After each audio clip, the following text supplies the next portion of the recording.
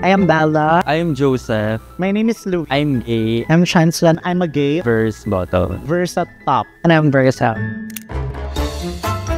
It was pandemic. Year 2022. After pandemic, It was a time na parang sobrang curious ko. I met a foreign guy. Just curious lang. So I installed the Grindr.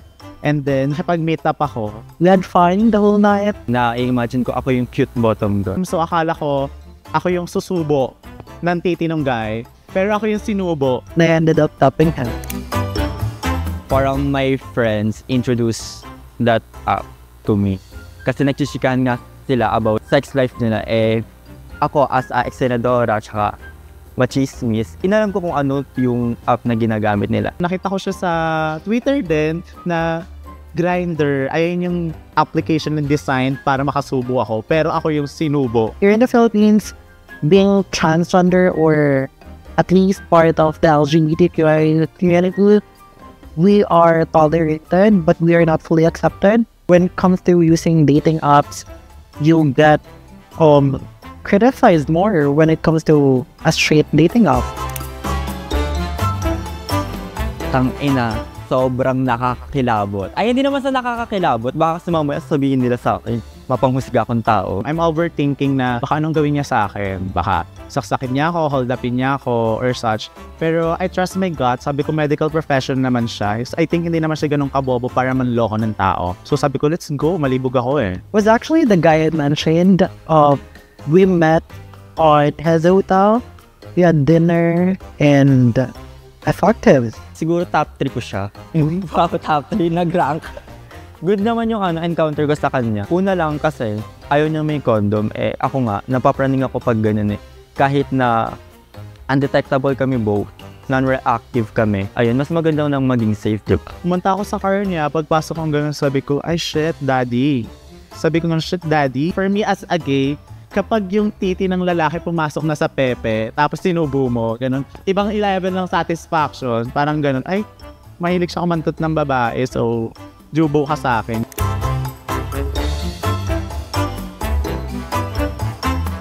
Before we met, we actually talked about it, and we talked that I am open when it comes to anything. Yung iba nagugulat, yung iba naman hindi na. So, parang ina-adjust ko na sa kanila mismo sa message sa Grindr chat na, hoy, pag sa personal, di ako ganito. Kung ano nakita niya sa picture, hindi ako ganun katigas. Kasi sa mga photos kaya titigas kay bato ako Parang lalaki-lalaki talaga. Pag nakita nila ko, ay, baklang-bakla pa na to. Parang ganun. So, ina-address ko na agad. Para mas maganda na magkalinawan. Usually kasi I set proper expectation Ako to, bading ako. So, if you want me, then let's have fun. If you don't want me, edi maghanap ka ng iba. Maghanap ako ng iba na gusto ako. So, it is really important setting expectations sa meet up mo para hindi siya magulat. Meeting up with the stranger, it's very important to communicate with them so you know what to expect and you know your boundaries as well. Of course, marami as sa bottom kailangan maglinis para walang sumabi. Siyempre, water therapy.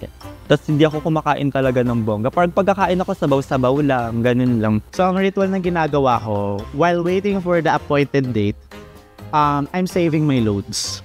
Para mas maraming tamod na ipuputok sa kanya. Mostly kasi nung meet ko are not just for fun, but we go out.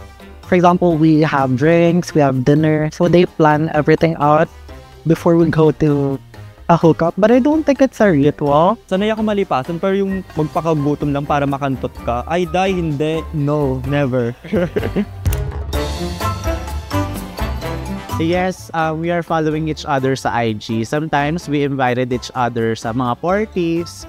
Ganon, we're open na about Grindr conversation na, uy sis, may meet up ako dito sa gandong kanto. Can you check my location for their own safety and security? So, ang nangyari, parang we look each other's back para if ever na may mangyari sa kanya, I know or he knows kung saan yung last na place na napuntahan ko or napuntahan niya. I think most of my Grindr hookups, we ended up as friends since we're not compatible as people who are in a relationship. Never po. Pag naka-hook up po na, parang ayun na, that's all na po. Parang sabi ko, oh, ito na, last na to ha. Hindi na mangyayari. Pag libog na libog ako, wala akong mahanap na talaga. Di manood ka na lang ng porn, bakla. Magjakol ka ng malala, ganun pala. I was born ready. Girl, bring it on. I am more than ready. Madami. A lot. Like almost all of them. I think lahat naman ng Grindr users may experience ng ganyan kasi mapanloko nga yung mga Grindr users.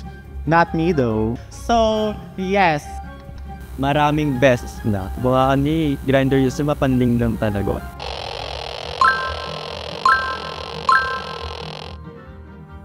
There were sending photos too edited, like they don't look like the photo. So like, we don't settle for less. Usually, kapag nakikipag-Grindr book up ko, gusto ko lagi sa place ko. So may mga chances na mag-trade kami ng photos and then nagustuhan namin yung isa't isa based sa photos na tinrate namin. And then kapag nandun na siya sa bahay namin, tapos kinilatis ko dun. Sabi ko, kuya, ikaw ba yan? Sabi, ikaw ba yung nasa picture yan? Sabi niya, ay, oo, ako yan. Sabi ko, kuya, hindi ikaw yan. Kuya ka. Okay na yung pagka-edit ng photos mo. Ay, photos nung naka-hook up ko. Tapos, nung nakita ko na, kinonfront ko siya. Sabi ko, hindi ikaw to. Bye. Literally went to the location.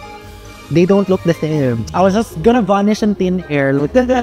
Okay, that's the consequence ng panluloko mo sa kapwa. Marami. Oo, tas binablock ko. Yes. Ay! Eme lang ito. Pasmado po kasi. So, hindi sila pangit, pero binlock ko. Mali ito. Mali. I had an experience na parang pinapunta nila ako on a certain location. Tapos, pagdating ko doon, wala. Bigla akong binlock. And then, paglipas ng araw, pag pumunta ako sa crowd ng mga bading, usually mga volleyball courts, kasi usually mga bading sa mga volleyball courts. So, nangyayari is, marinig ko na pinag-uusapan nila sa bakla pumunta sa ganito, bakla. Sabi ko, sis, hindi tama yung mga gaganong man ng kapwa mo. Kausapin mo yung magulang mo, baka di ka pinanahan na maayos. No, never. No. Yes, no. Never ako nag-chamlet. Pag libog lang, libog lang. Like, once it's enough.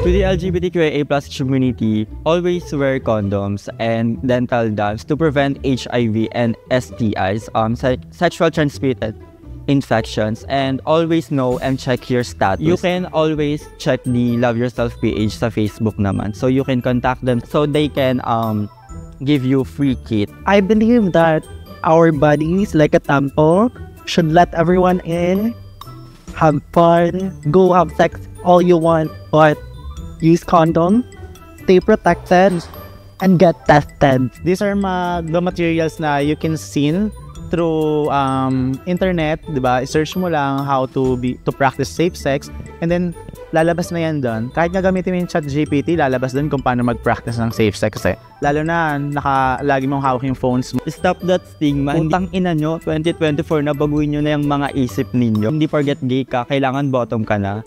Diba? Kailangan masarapan din kaming mga bakla. We should always respect everyone fairly. We should not only focus on physical appearance. It's still important to ask. There's nothing wrong with asking. You can ask any question as long as it's respectful. Dapat yung gumising kasi you have to respect someone's preference in terms of having fun or involving in any romantic relationship. Those are the things na hindi mo makokontrol. Gusto namin yun eh. Ayun yung sa pakiramdam namin kung ano yung makikipag-satisfy sa amin. If you cannot satisfy us, then huwag ka na mag-engage sa amin. Just go on, and then huwag ka na magsabi ng mga hurtful words sa amin. Diba? And if may nagkakagusto sa amin, na kahit feminine kami, top kami, and then just be happy sa amin kasi we're happy. The world would be a better place kung happy tayo sa isa't isa, diba?